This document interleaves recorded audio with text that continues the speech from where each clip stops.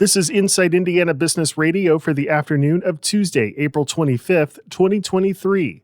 I'm Alex Brown. As business growth and interest in doing business increases in Boone County with the planned LEAP Innovation and Research District, demand for housing is also on the rise. Realtor Greg Cooper says builders and developers are struggling to meet demand for affordable and workforce housing. We're already severely deficient in terms of the available inventory, both in Boone County and Western Hamilton County and Northwestern Marion County. This is not something that's going to allow the inventory of houses available to get better anytime soon. So you're going to have a surge of developers and builders, and you're going to see an increased demand for an awful lot of new residential spaces in all of those three areas. However, Cooper says the LEAP district will fuel other community amenities that will continue growth. There's going to be a rush in some of these communities to add services and amenities and quality of life for their residents, which will in turn interest developers in building more homes and developing more property. It's going to be an interesting, incredibly positive impact for many, many years to come. But there's going to be a whole blanket of different things that are going to uptick and be on the positive rise because of this project.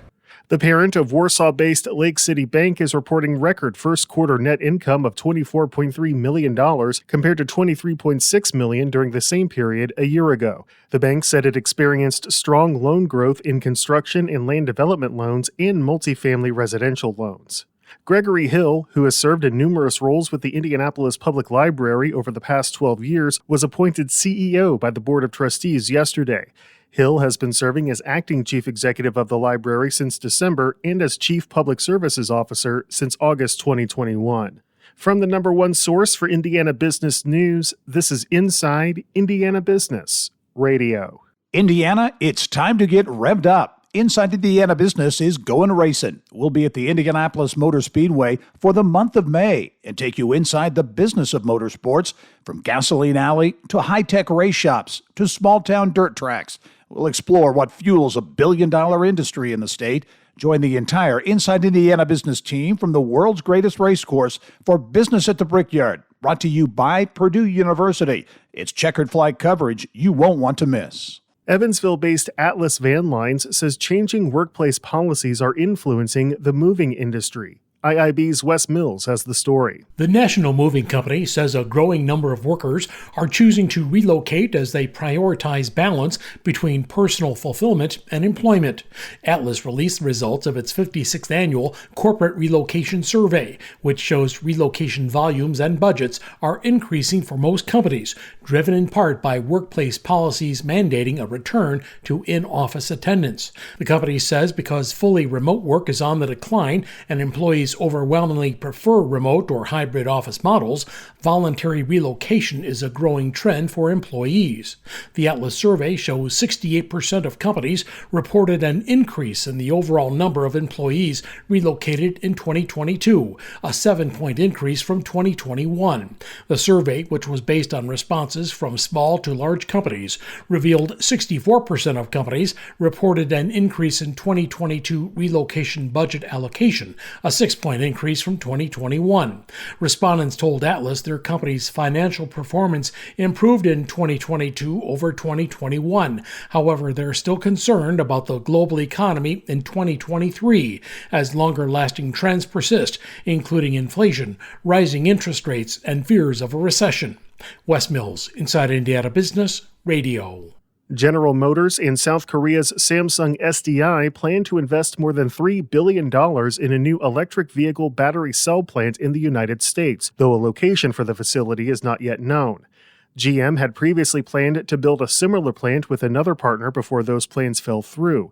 A 656-acre site in New Carlisle was being considered for that plant, and South Bend Chamber CEO Jeff Ray tells me they are optimistic about the area's chances to be part of GM's EV future. However, it was not immediately clear if the St. Joseph County site is in the running for the new GM Samsung project. A soybean-based spray developed at Purdue University is helping to extend the life of concrete roadways and bridges. PoreShield was developed by researchers who were looking for ways to improve concrete stability and reliability, especially on roads that get treated with road salt during the winter months. Technical consultant Paul Imbrock, who helped develop PoreShield as a student at Purdue, said the product works differently than traditional highway sealants. PoreShield is a product that you can apply topically to new or old concrete, so it can really treat any concrete that's out there, no matter how long it's kind of been exposed to the elements. And then the advantage of PoreShield is it is itself absorbed deep into the pores of the concrete where it remains hydrophobic and fluid. So we're filling the pores with a liquid hydrophobic plug so that water and all the nasty things in the water, like de-icing salts in the future, can't be absorbed into the concrete. The soybean-based product is jointly owned by Purdue and the Indiana Soybean Alliance. Imbrock says while much of the usage of PoreShield has been in the Midwest, he says departments of transportation in the Pacific Northwest and East Coast are utilizing the product. Valparaiso Community Schools is already seeing success with its special education restructuring. Lakeshore Public Radio's Michael Gallenberger reports. Currently, special ed teachers are employed by the Porter County Education Services Cooperative. Starting this fall, they'll be employed directly by the school districts where they work. At Valpo, all but 2 of the special ed teaching positions were already filled as of last week.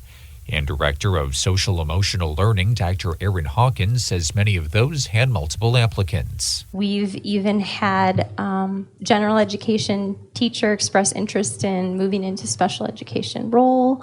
And so we're feeling really good about that. That's a change from the previous system, where PCES often experienced staffing challenges. Its special ed teachers earn less on average than the general education teachers in its member school corporations. Hawkins told the school board last week that the school corporation's working to make sure the newly hired teachers' needs are met as part of the onboarding process. For Lakeshore News, I'm Michael Gallenberger.